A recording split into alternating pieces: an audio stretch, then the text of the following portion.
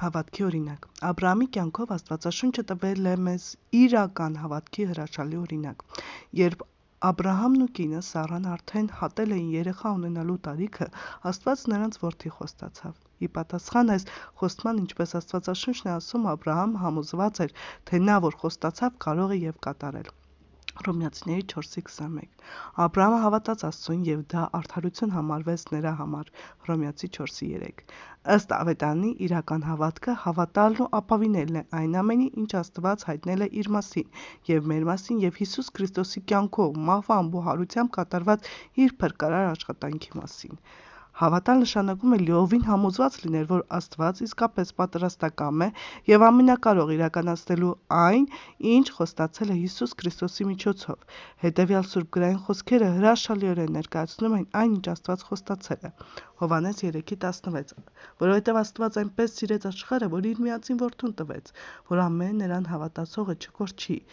այլ հավիտենական կյանք ունենա։ Հովհաննես 1:12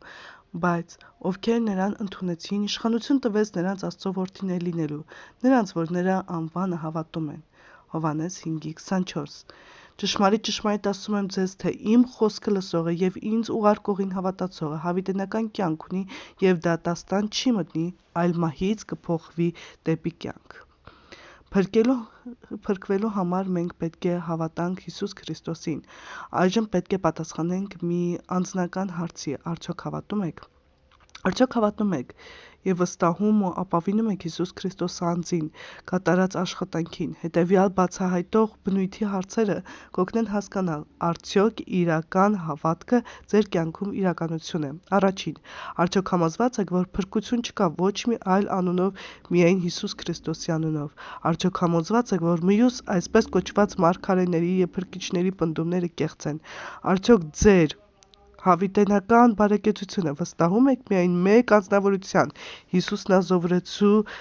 զորությանն ու հավատարմությանը։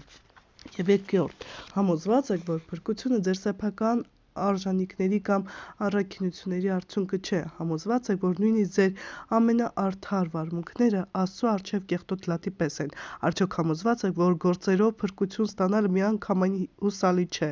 Եվ երրորդ. արդյոք լիովին ապավինում եք Աստծո որդուն, որ փրկի ձեզ մեղքերից։ Արդյոք կառչած եք նրանից, որ սովորեցնի ձեզ աստվածաշնչյան ճշմարտությունները։ Իր արյամբ ների ձեր մեղքերն ու իր հոգով փոխի ձեր սիրտը։ Եթե կարողանաք հաստատուն պատասխան տալ այս հարցերին, ապա նշանակում է, որ Աստված աշխատել ու աշխատում է ձեր սրտում, լուսավորելով ձեր միտքը, որ տեսնեք